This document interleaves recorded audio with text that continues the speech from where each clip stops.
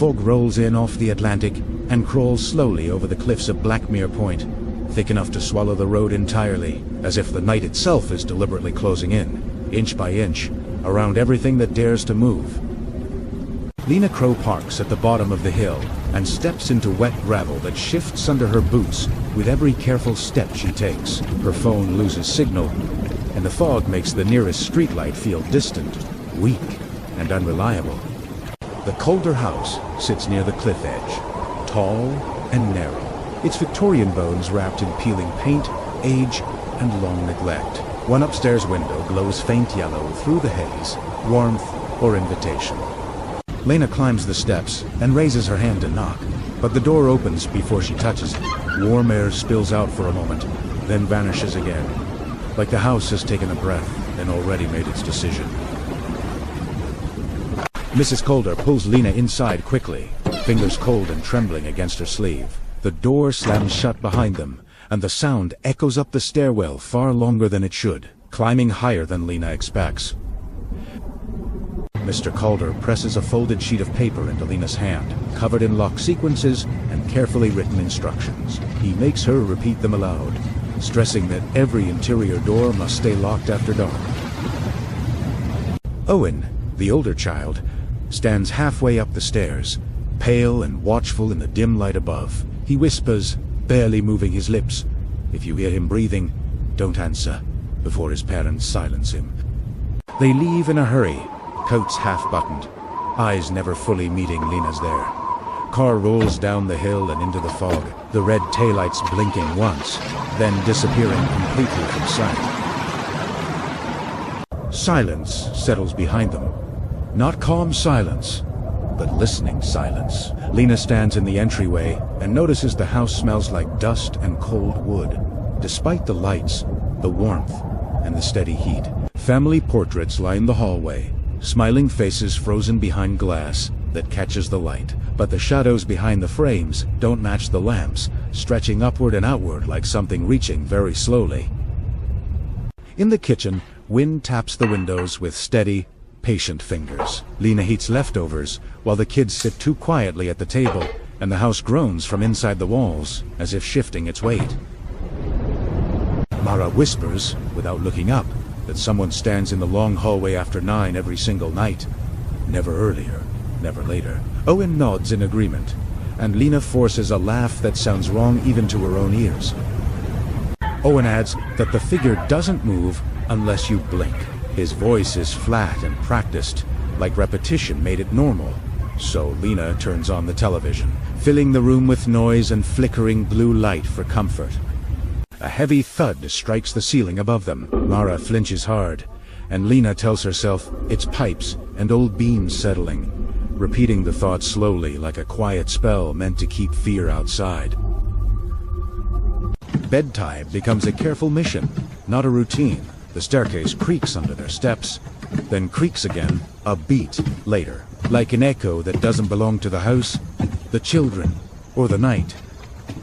The children's room glows blue from a crescent moon nightlight fixed to the wall. Owen refuses to get into bed until he checks underneath it first, afraid of finding the marks there again. There are no marks tonight, but Owen doesn't relax. Lena reads a story in a steady voice, while listening closely to something slow, careful, and deliberate shifting inside the walls around them. Both kids finally fall asleep, though Owen's eyes twitched beneath closed lids. As if he's still running, Lena steps into the hallway and feels the temperature drop sharply, her breath faintly fogging. She heads downstairs, alone. Every step echoes twice, as if the house is repeating her movement on purpose, and the hallway below looks longer, darker, and farther away than it did before. At exactly 9:17, the old brass doorbell rings, harsh and metallic. The sound vibrates through the floorboards and into Lena's ribs as she moves slowly toward the door. Through the peephole, Lena sees a man standing perfectly still in the fog, wearing an ash-colored hoodie. His posture is relaxed, his expression calm, like he's waiting patiently for a door he already knows will open. He smiles politely and says he's family, speaking with the confidence of someone who expects to be believed without question. His voice carries through the door, warm, steady, and carefully rehearsed. He mentions details from inside the house, small personal things he should not know at all. With each word, Lena feels the distance between them shrink, even though the door remains firmly closed. Lena checks her phone and receives a message that turns uncertainty into certainty. There is no family, no uncle, no explanation at all for why the man outside knows so much.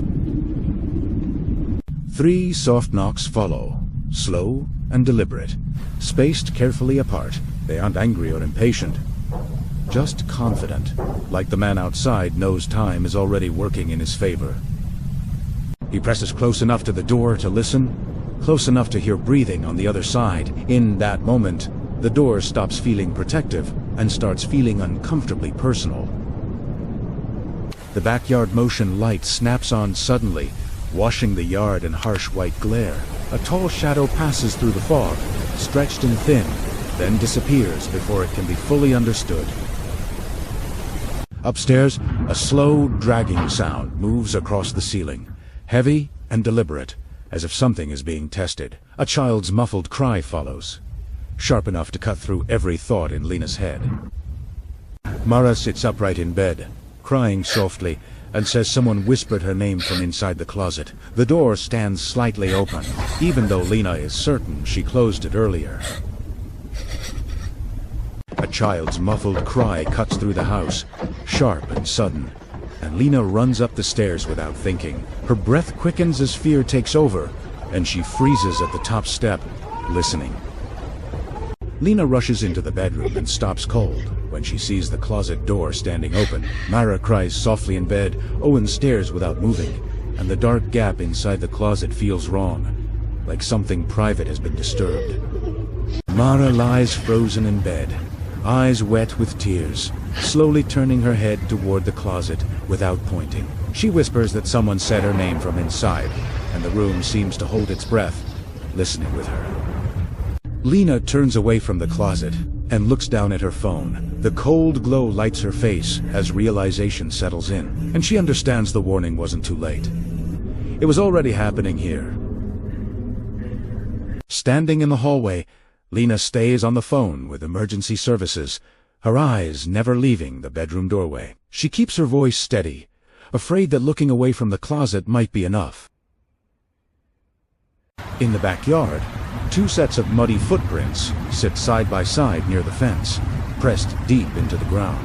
One is adult-sized, the other is unmistakably small, leading somewhere a child should never have gone. The basement door hangs open at the end of the hallway, its lock broken from the inside. Cold air drifts upward from the darkness below, carrying the unsettling sense that something came up not in.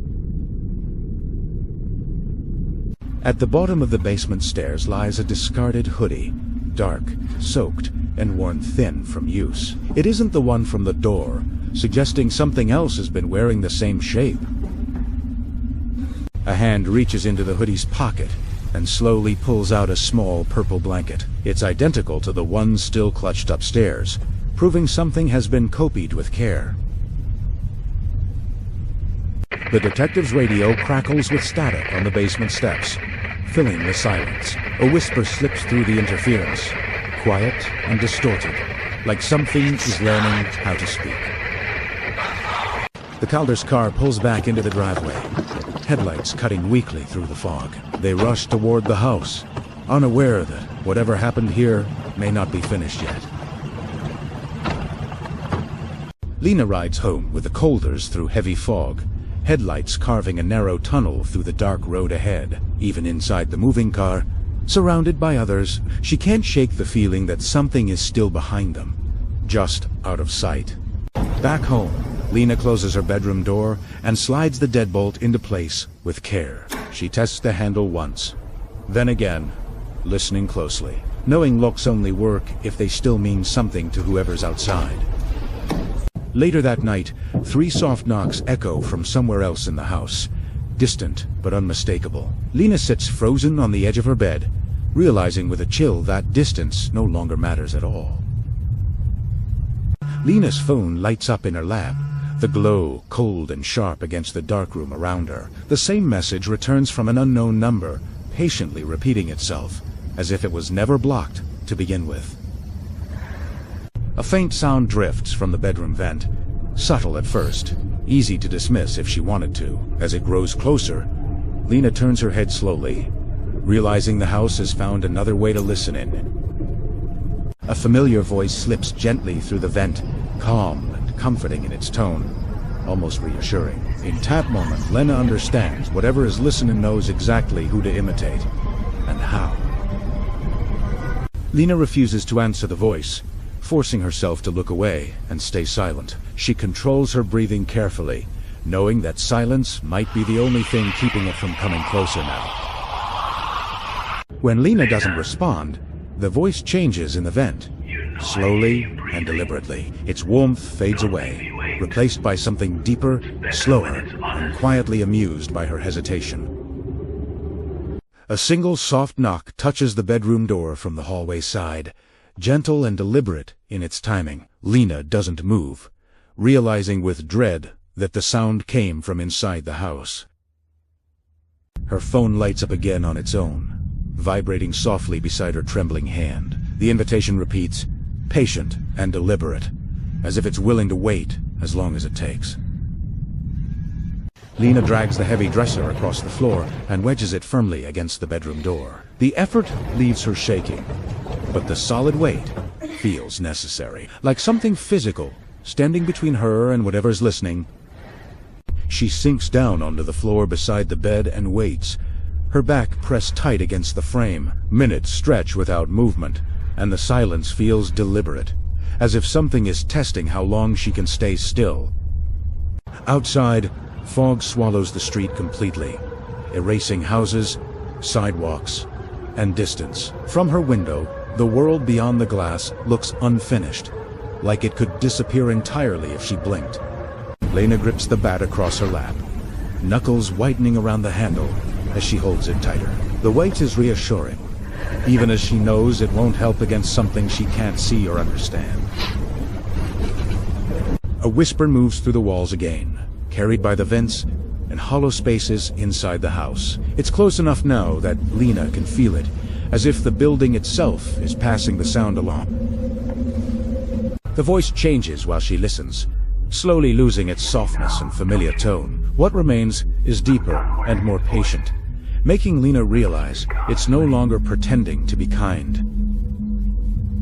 The bedroom door handle turns slightly on its own, then stops without forcing entry. There's no strength behind it, just pressure, like something is learning exactly how much resistance the door will allow. The lock clicks and turns from the other side, settling fully into place with finality. Lena understands then that the door no longer belongs to her, no matter which side she is standing on. A slow scratching sound begins inside the wall beside her bed, careful and methodical in its movement. It shifts just enough to suggest intention, like something is mapping the room from memory.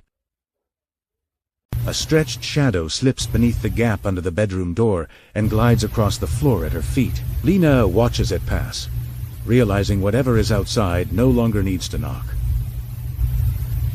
Lena sits frozen on the floor when she hears a quiet breath behind her shoulder, close enough to feel against her skin. Nothing in the room moves at all, but the space behind her suddenly feels occupied, crowded, and no longer empty. A whisper sounds again, this time using Lena's own voice, matching her tone and rhythm perfectly. In that moment, she realizes whatever is listening hasn't just been watching her, it's been studying her carefully. Lena catches her reflection in the dark mirror across the room and stares at it. For a brief moment, it seems to hesitate before matching her stillness, making her question which one of them moved first. A soft shadow slides beneath the bedroom door and stretches slowly across the floor, thin and deliberate, before disappearing again. It doesn't rush or linger, like it's calmly choosing where to stand next. A faint child's laugh drifts through the bedroom vent, light and playful in sound, almost familiar. Lena knows immediately it doesn't belong to any child in the house, no matter how much it tries to sound real.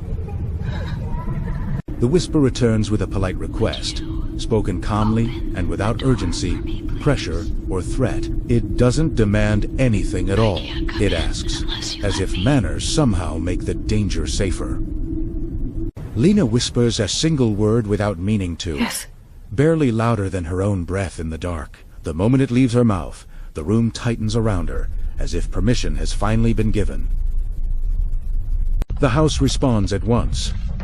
Floorboards creaking softly in several places at the same time, above and below her. Nothing approaches Lena directly, but everything seems to acknowledge that, she answered.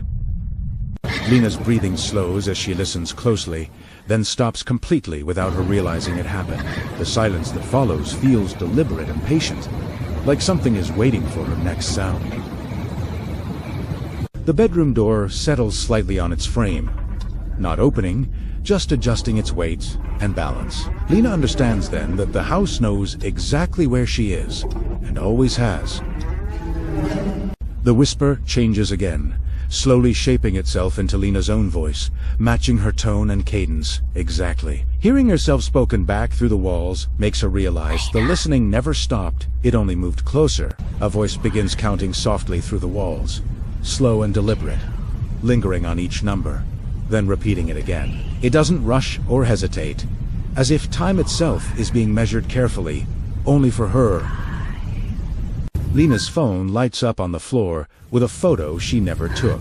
The image shows her bedroom door from the hallway side, the angle wrong, the lighting wrong, confirming that something is already there.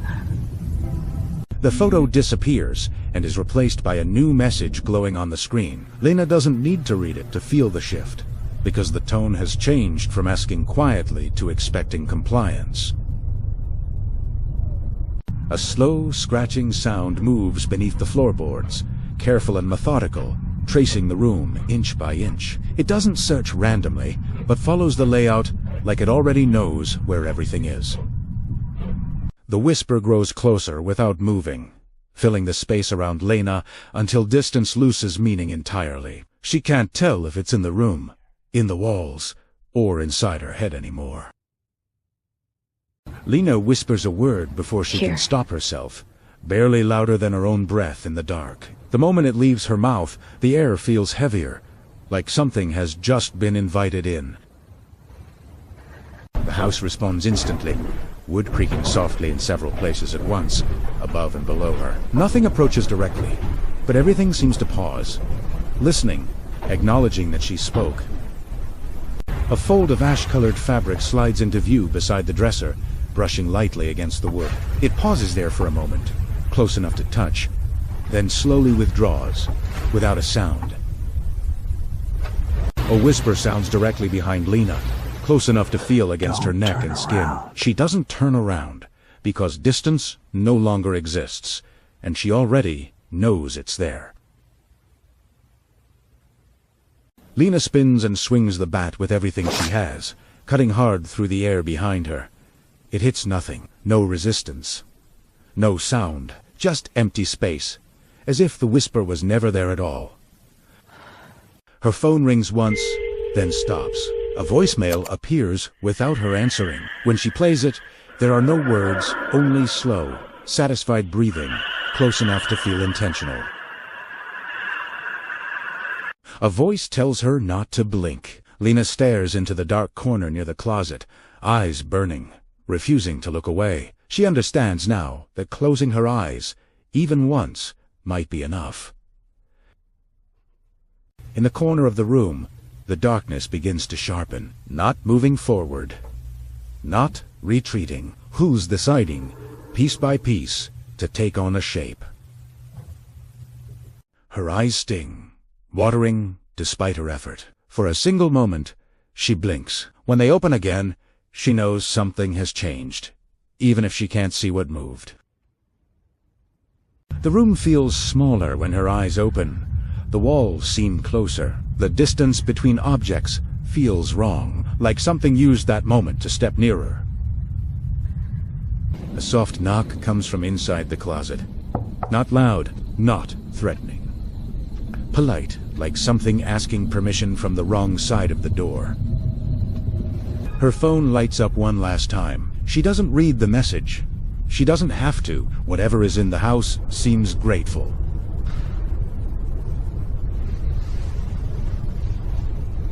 The bedroom lock turns the rest of the way on its own. Slow, final. Lena understands the door is no longer something she controls. At dawn, the fog thins outside her house. Across the street, the man in the ash-colored hoodie still stands there, waiting. He isn't in a hurry. He knows time is on his side. If you stayed with this story until the end, it means you're already listening. These stories don't end when the screen goes dark. Subscribe, and you'll know when the next one begins.